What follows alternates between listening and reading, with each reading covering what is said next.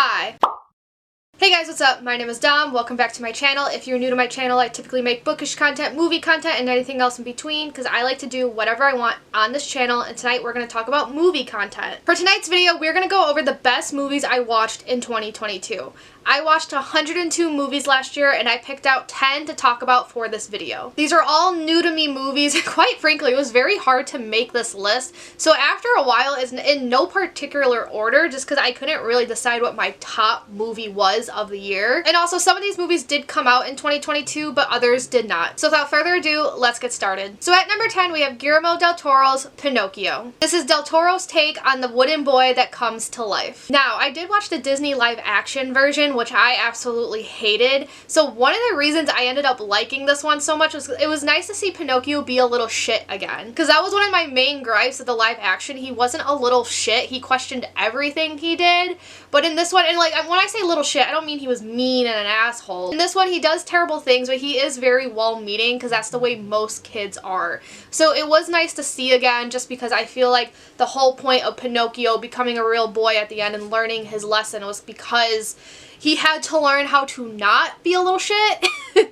Y'all feel me? And it was just nice to see that again because that's how he is in the book too. Something very interesting about this take is that it does actually deviate from the story we all know, and this is actually a World War II story. So knowing that there are going to be things that are different, like he doesn't go to Donkey Island in this, but it's interesting watching characters use Pinocchio's immortality because he's a puppet, so they use him to fight these wars. But what's also interesting, because I use immortality in quotes, is that he isn't necessarily immortal. He's just able to die multiple times and come back to life in this, which I thought was a very interesting take. So there's a whole conversation on death that I thought was pretty cool, and that conversation on death and how Pinocchio's life works actually made the end more meaningful because, I mean, I feel like we've all seen one version of Pinocchio or another, so we all know at some point he does, you know, sacrifice himself to save Geppetto, but I feel like the conversations around Pinocchio's death made that sacrifice and made him helping Geppetto at the end of the story a lot more meaningful. And this whole movie is stop motion, so the animation's pretty wild to watch. Like in this case, you can tell they are puppets,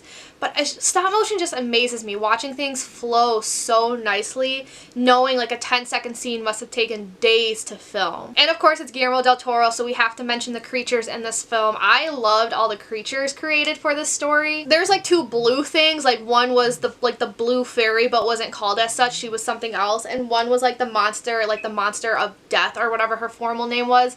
Their character designs were gorgeous, and I was obsessed. Rather than having the blue fairy and having that new blue creature instead, I thought that was a good way to give it its Del Toro spin, because Guillermo del Toro is known for some of his creature creations. So I just thought that was an excellent way of him keeping the story in his own style and just making it as original as possible. And the whale, Monstro, whatever his real name is, I feel like he's a lot scarier in this movie, so there is that fear factor. Because, you know, in like the Disney version, and then, so the original Disney version, and then both the live action, Monstros just happens to be a big whale, but Guillermo del Toro turns him into this like literal monstrous being with like so many different lumps and bumps, like a big eye, like sharp teeth, just a very disfigured being that you kind of have to remind yourself is a whale. And it's kind of scary to look at, and that's supposed to be like, I don't want to say scary because it's a kid's movie, but it is supposed to be like a fearing scene. Your heart is supposed to race a little, and having that creepy creature did that for me. And then the end of this movie was also a different take. Like, spoiler alert, we do see more Pinocchio's life after the main story events, and I thought that was another cool way to keep it fresh and original. I'm always down for a good Guillermo del Toro story, so that is why this movie is number 10 on the list. At number 9, we have Everything Everywhere All at Once. This is about a woman whose life is not really going in the direction she wants it to, and she has a very rocky relationship with both her husband and daughter, and then one day she enters this multiverse thing. This movie is truly the real multiverse of madness. You see our main protagonist in so many different universes, like just so many ways her life could have gone different, and I thought they were woven together so nicely. It was just so interesting to me because some of these things could be so vastly different, but there's always that one small thing thing that made it connected to everything. And it, like, some universes worked off other universes. Some of them were just had nothing in common but the one thing. But I just thought it worked so well. And it was amazing to me that they were able to fit so many of these universes in this film. The editing really helped with that, and I cannot imagine being the editor and receiving this script. I also just can't imagine being the actors and receiving this script, because this script is, like, the movie was a wild ride. I can't even imagine how that screenplay was written out and if people even thought it was cohesive in the first place. There was a lot of goofy humor in this movie that worked really well despite its serious nature. Like, the whole donut thing, if you know, you know. Like, it like sounds so stupid on paper, but it worked so well in this movie. Like, I thought it was like a masterpiece. Or the bagel, it wasn't a donut, but just the way it worked, I'm kind of obsessed. I also adore how personal this movie felt. One of the main things was that our main character is Chinese. She's from China, moved to America, and I really did like the incorporation of Chinese culture into her story. And another reason it felt so personal was that the husband and the daughter were in almost every single universe shown in the film to show how important they really were to our main protagonist. And which leads me to my next point, which is the moral of this film, which of course I could be interpreting this differently than everyone else, but I feel like the moral of this film was that no matter where your life takes you or no matter which direction it is, there's always going to be that one person who is very important to make your life what it is. I feel like that's just such a personal moral that many of us can relate to. Like, no matter which direction our lives in, I feel like a lot of us always go back to that one person, or if we don't even speak to that one person anymore, we always think about that one person. So I feel like this is a good movie to hit close to home for a lot of people. And last but not least, this film made me cry over rocks. If you know, you know.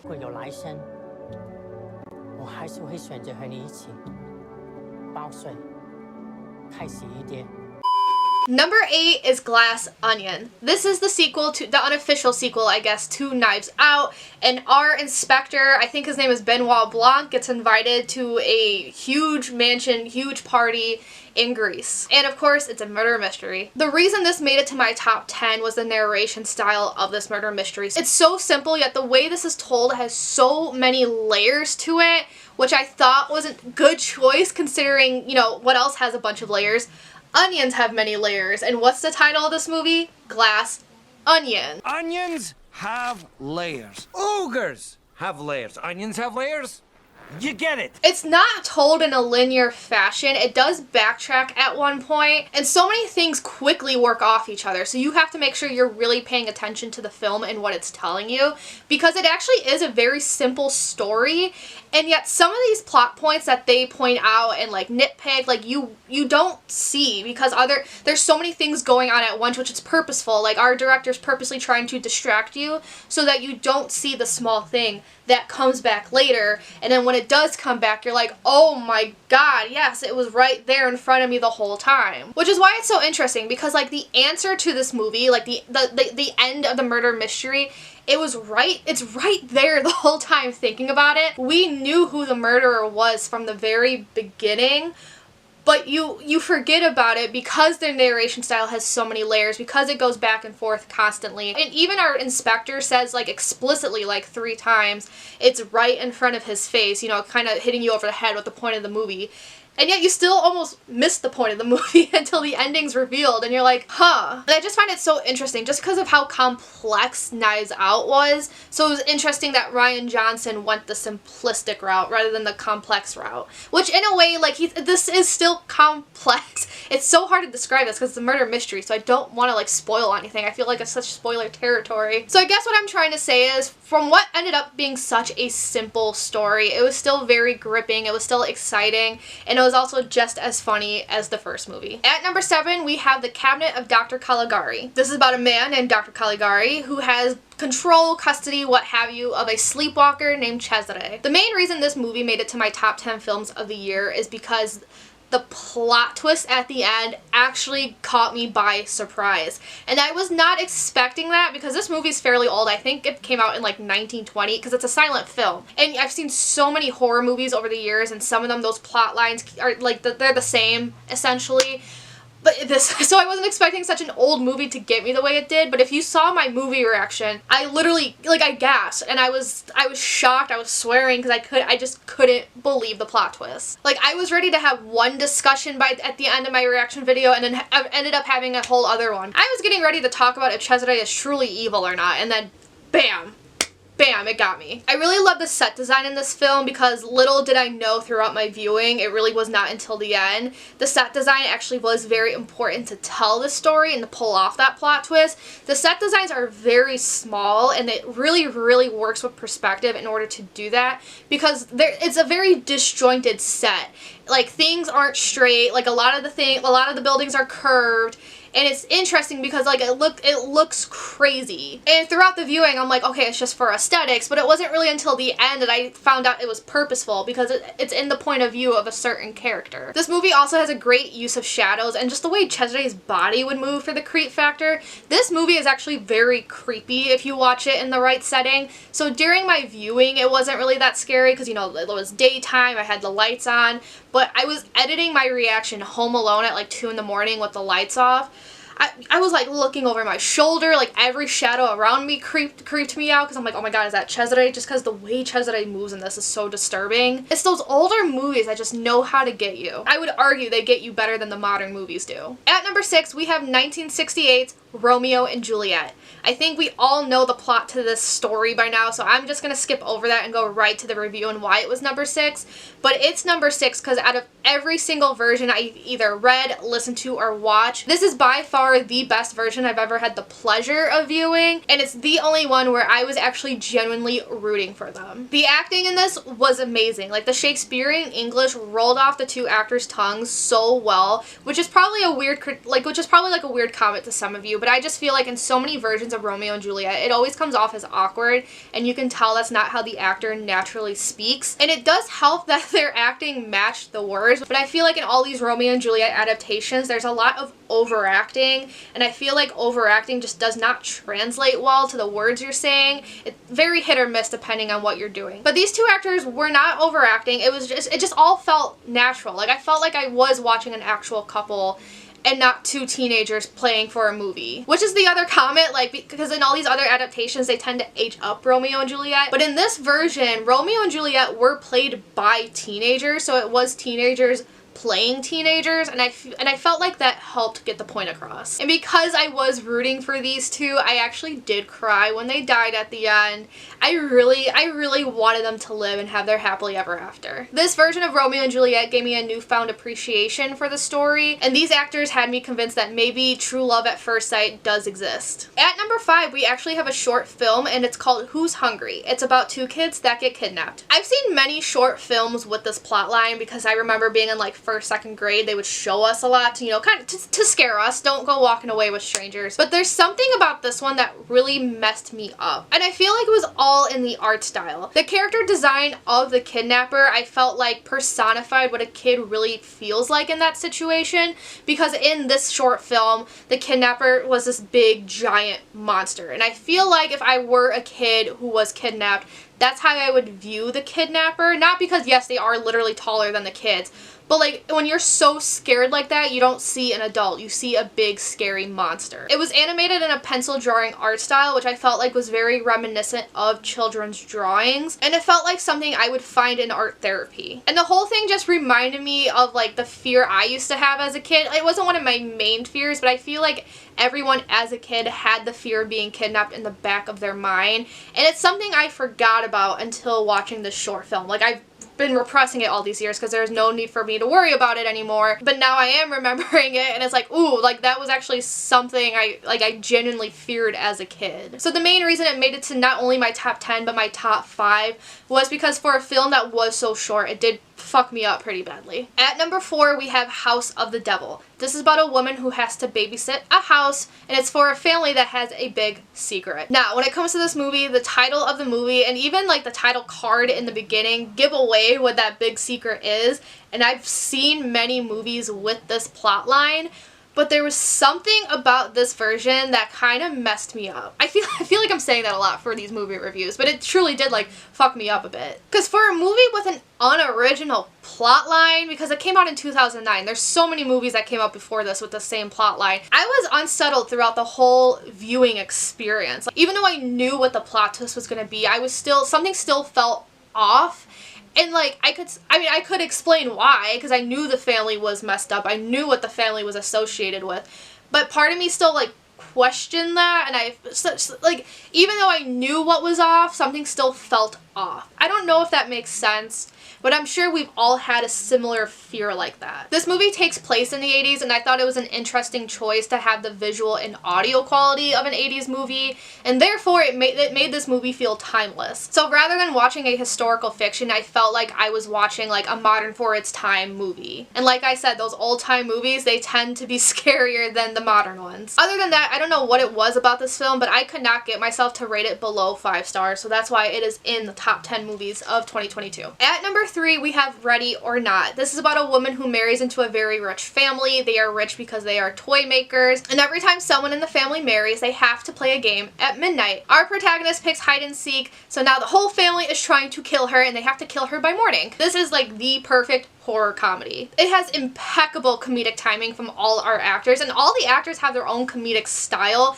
so that's why it's so amazing for me that it all works well. Nobody fell flat. I didn't find one joke that fell flat, honestly. And because it's a horror comedy, it's going to have some horror elements, and I thought those were all done very well. Like, there were some moments of this film where I was genuinely creeped out, and there were a bunch of twists that I didn't see coming, especially the ending. The ending took me out. I laughed so hard to the point I was almost screaming. I laughed, screamed, and cringed all in one sitting, which is what I want from a horror comedy, and I feel like this is one of the very few horror comedies to give that to me. So I loved every minute of this film, and I hope there's gonna be more like this in the future. Also, never trust your in-laws. Number 2, we have Cartoon Saloon's Song of the Sea. This is about a little boy named Ben who has a mute sister named Saoirse, and it is up to her to save the whole world. This is one of the cutest movies I have ever seen in my life, and it's amazing that it's on this list because I watched it like early 2022. I believe I watched this movie in January of 2022. So I'm shocked that it's still stuck with me for so long to remain in my top 10. I thought this movie balanced humor and drama really well. Like, when it came to the humor, it was very humorous in the beginning and a lot of jokes in the beginning to kind of get you excited and hyped up for the adventure to come. And I thought the drama was interwoven with it pretty well, because when it came to the drama,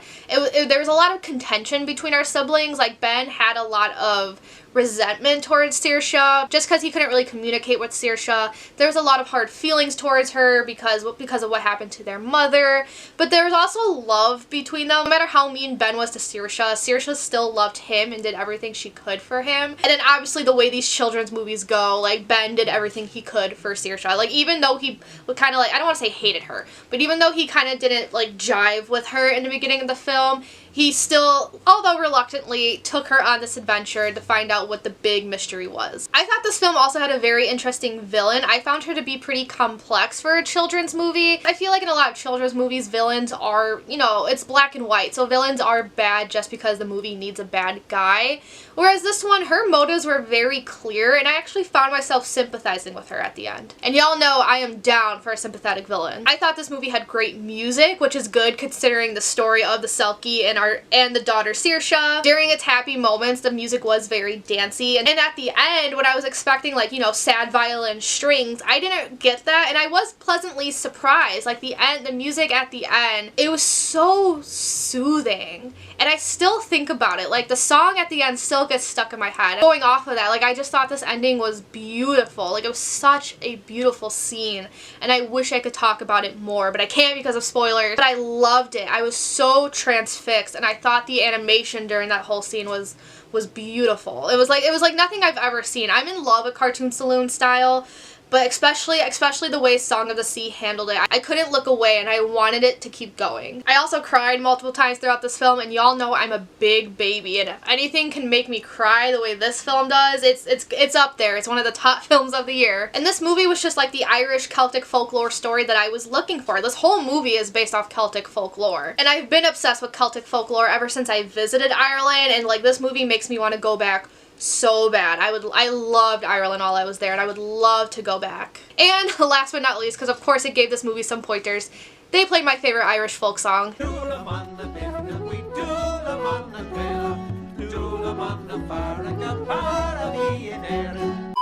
Number one of my best movies of 2022. It's quite the doozy. My notes for it is a whole page long, but we have Perfect Blue. This is about a pop star turned actress who is being stalked and quite frankly going insane. She cannot decipher fiction from reality, and oh my god, is this movie fucked. There is a very confusing and eerie ambiance throughout this film. Like I said, our main protagonist cannot decipher fiction from reality, but you as the viewer can't either. And that was because of how the story was narrated. There are some very jumpy cuts between scenes, but I don't mean like jumpy in the sloppy sense. Like it is very purposeful. Some of these jump cuts happen like mid-sentence just to throw you and the protagonist off. Scenes will repeat themselves, but there's always that like subtle difference. So you really need to look out for like the slightest of alterations. And going back to the jumpiness would get more and more as the movie went on. Like when it first started, it was maybe like one jump cut scene, but then after a while it was like 5 and 5-second intervals,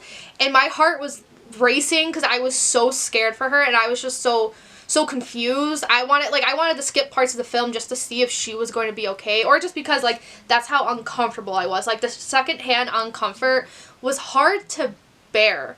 But it was purposeful, so like I have to give the guy credits for doing his job as a filmmaker. Something else that made this movie as uncomfortable and creepy as it was the realistic factor to it. I thought this movie was an excellent commentary on stardom and how people treat celebrities. Sometimes, and especially with women celebrities, it's time to grow up and have a career change, but some people, a lot of fans can't handle that, and our main character goes through that. She starts out in a young girl group where she's like a young child, and then when she reaches, I think she's like 20, 21, and she wants to move on and becomes an actress. And a lot of people, one being her stalker, you know, two being her manager as well, they don't like that. Like her manager does make comments throughout the film if it's appropriate for her.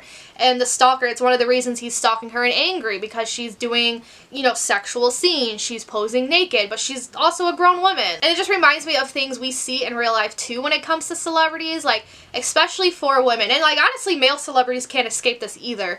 But for women, I'm just going to talk about women given our protagonist as a woman. But I feel like a lot of people want these women celebrities to be like these young, virginal beings, but also want to fuck them at the same time, which is another conversation. But then get mad when that young girl turns into a young woman and she does become, you know, a sexual being, whether it's making sex scenes in a movie or posing nude, or sometimes not. Sometimes these celebrities aren't even sexual. They're just minding their business, yet people still can't handle that. They can't handle the fact that they grew up. So it's like, what do you want from them? They can't stop that. Like, she can't be 15 years old forever. She has got to grow up. People get mad. Like, they get mad at women celebrities aging. And this movie explores that. Like the big thing, the stalker was mad that our main protagonist was growing up and going in a different direction. It's uncomfortable reading comments like that, like on YouTube, Facebook, what have you, about real life celebrities, and it was uncomfortable watching that for a fictional celebrity. And another part of the realistic factor is that sometimes I feel like this can be hard for celebrities. You're known for one thing, but when you grow up you want to be known for something else, but it's hard, and our main character goes through that. It really messes with her, and you find her consenting to things she doesn't really want to do, and yes, consenting's in quotes, because it's often to these really disturbing things that make her uncomfortable, but because of her time as a pop star and how managed her life was, she was never taught on how to say no. So I feel like that's another thing it's commenting on, not only how we treat celebrities growing up, but like just how managed a celebrity's life is, and like how their life always has to be like pristine and what the people want and not what they want. From what I was reading, it seems like this was actually a huge problem in Japanese celebrity culture back in the day, which is the whole reason this man made this film. From what I was reading, it's quite frankly still is a big problem. So it's kind of sad to see that, because this movie came out in the 90s, so it's kind of sad to see that in almost 30 years, not a lot has changed. It's just such a fascinating movie, because for such a simple stalker story with not a lot of violence and not much body horror, which is what I was expecting going into it, the way everyone was talking about it, it still fucked me up a lot. It took me a while to kind of collect my bearings at the end of the film. I had to take a breather. I was telling people how disturbed I was. And to this day, I'm still disturbed, and I'm still recommending it to as many people as I can. This reminds me a little bit too much of reality. And it scares me that we haven't really veered away from the commentary that this movie is making. Like, we haven't made the extra steps to change things, and change things for the better for women that become famous, and also men too. Because I know there's a lot of creepy comments being said about male celebrities. There's a big trigger warning though, because nobody ever mentions it when talking about this film, but there is a very graphic rape scene in this movie, so do keep that in mind if you choose to watch this. I'm typically someone who doesn't need trigger warnings, but even I was uncomfortable and wanted to skip it. But yeah, if you do watch this film and do like it as much as I do, it will stick with you, because it definitely stuck with me, and I'm still thinking about it, and still kind of very disturbed and creeped out, which is why it is #1 on this list. And that is it for this video. Thank you for watching. If you got this far, let me know down below what cool movies y'all watch in 2022, if you have any recommendations for me, if you plan on watching any of these, if you saw any of these movies, let me know, and let me know your thoughts. If you like this video, give it a big thumbs up, comment, subscribe, y'all know the drill, and without further ado, I'm gonna peace out, and I'll see you guys later. Ciao a tutti.